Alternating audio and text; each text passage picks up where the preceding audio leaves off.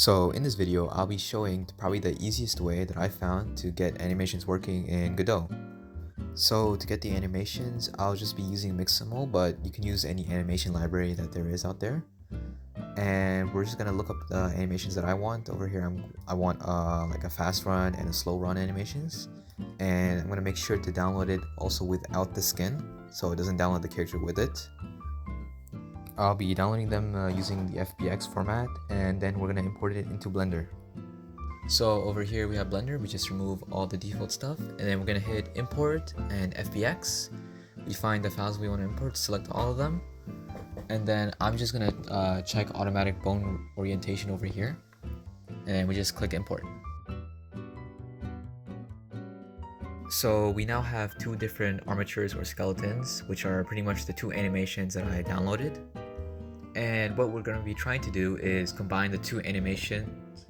So now, creating a new window from the bottom left, we're going to switch the mode to dope sheet, and then we want to change it from dope sheet to action editor. Now on our timeline, we want to change it from timeline to non-linear animation so we can view the animations that we have. Now I'm just going to rename the animations to fast run and the other animation to idle.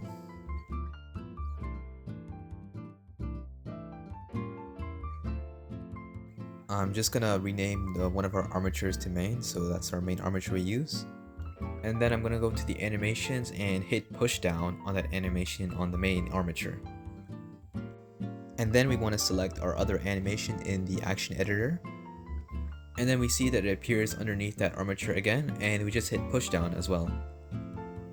So now we can see that our main armature has both of the animations that we want on it.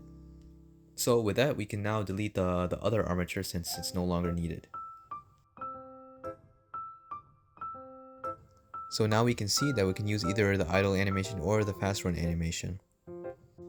Then we can just go over and export it so we can bring it over in Godot, and the best format is probably GLB or GLTF. And then we just go ahead and click export. Now over here we have our Godot project open.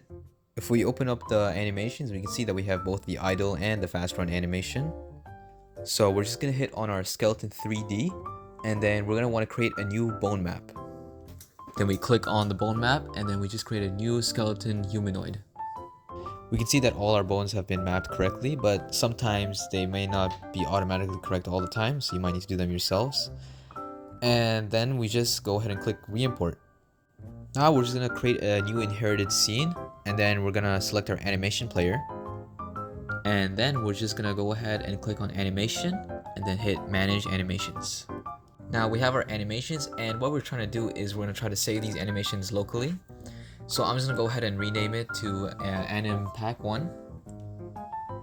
And to make them local, we're gonna have to first make it all unique, and then we just hit save as, and we can name it to what we want.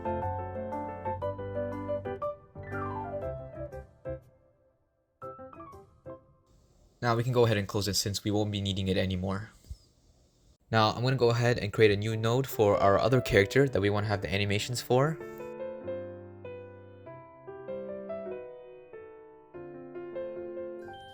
And then I'm just going to head back to Mixamo and use one of the models as that character that we want. So now with our model, I'm just going to give it a default animation of a T-pose. And then I'm just going to hit download with the model since that's the model we want to use. So skipping a little bit ahead, I just imported the model into Blender so I can just export it as a GLB back into Godot. Now back in Godot, we're going to open that new character that we just imported, and we're just going to go ahead and click on skeleton 3D, and we're going to do the same thing and create a bone map. Now creating the bone map, we're going to do the same thing again, and we're going to create a skeleton humanoid, and we can see that the bones are already correctly mapped. Now I'm just going to go over to the animation player and just hit skip import so it doesn't import as well. So now let's drag our character into the scene. And now we got our character doing the default pose. And then what we want to do now is underneath it create an animation player node as the child. And make sure that we set the root node to that character. Now in the animation player, we're going to go ahead and click on animations and manage animations. And then we're just going to hit load library. We're going to go ahead and load that animations that we saved before earlier.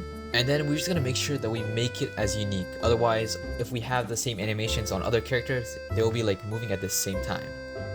And with that, we can see that the character is immediately now in pose for that animation. And we can see that our animation is all perfectly working and running, and we can use the other idle animation at the same time too. So we can use this on any other character as well, and it's as simple as that, is importing it with other characters.